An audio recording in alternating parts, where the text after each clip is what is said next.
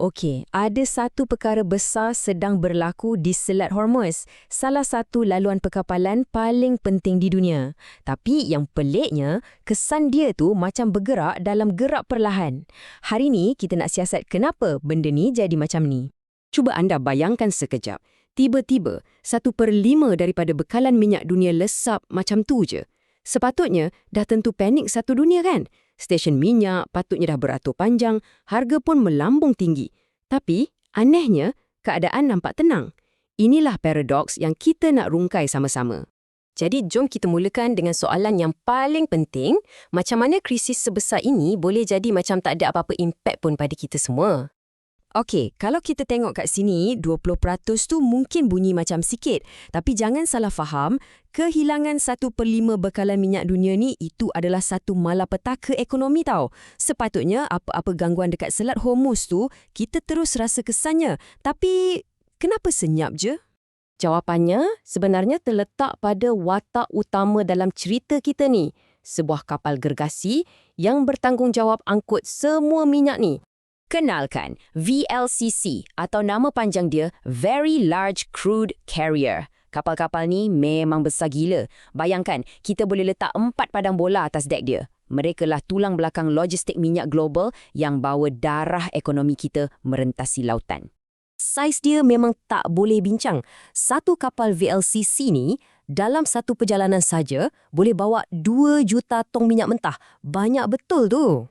Nak bagi gambaran sikit, betapa banyaknya 2 juta tong ni, jumlah tu sama dengan 5 jam penuh pengeluaran minyak dari seluruh negara Arab Saudi. Jadi, nampak tak betapa pentingnya setiap satu kapal ni untuk bekalan tenaga dunia? Tapi, kat sinilah ceritanya jadi betul-betul menarik.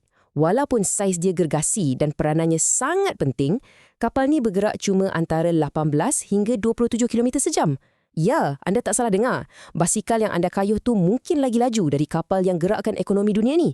Dan kelajuan yang macam siput inilah kunci kepada semua misteri kita. Sebab dia terlalu perlahan lah, wujud satu lag atau selemasa yang sangat besar yang menangguhkan kesan sebenar krisis ni daripada dirasai di seluruh dunia. Jom kita tengok garis masa ni. Bayangkan krisis bermula, laluan terus ditutup. Kapal-kapal terakhir yang sempat keluar dari Hormuz tu dah bertolak dari bulan Disember lagi. Tapi, perjalanannya makan berbulan-bulan. Nak sampai Asia dan sebahagian Eropah dah masuk Januari. Nak sampai ke Amerika dah Februari. Dan tempat yang paling jauh macam Australia dah bulan Mac baru sampai. Nampak tak sekarang? Inilah puncanya kenapa kita tak rasa apa-apa lagi. Dunia sekarang ni sebenarnya sedang guna stok minyak dari masa lalu macam penghantaran hantu. Minyak yang anda isi dalam kereta hari ni mungkin dah mula berlayar berbulan-bulan sebelum krisis ni meletus pun. Sekarang, jom kita tengok pula macam mana selamasa ni memberi kesan yang berbeza-beza pada waktu yang berbeza mewujudkan satu krisis yang datang bergolek macam ombak. Jadi, kenapa kita dengar negara-negara Asia Tenggara dah mula rasa bahangnya? Jawapannya mudah je. Geografi. Jarak kita dari Selat Hormuz lagi dekat. Kapal tangki terakhir untuk rantau ni dah pun sampai dan sekarang bekalan baru dah tak ada yang masuk. Sebab itulah kita tengok negara macam Thailand, Vietnam dan Filipina dah mula rasa tekanannya. Untuk mereka, jam dah pun berbunyi. Dan data ni mengesahkan jadual ketibaan krisis ni untuk seluruh dunia. Penghantaran terakhir ke Asia akan berhenti pada 1 April, Eropah pula 10 April dan Amerika Syarikat pada 15 April. Jadi ini bukan lagi masalah yang mungkin dielakkan, ia adalah masalah yang sudah ada dalam kalender. Jam tu memang tengah berdetik. Dan keadaan akan jadi betul-betul huru-hara bila dua pengguna minyak terbesar dunia, iaitu Amerika Syarikat dan China, dah mula kehabisan bekalan.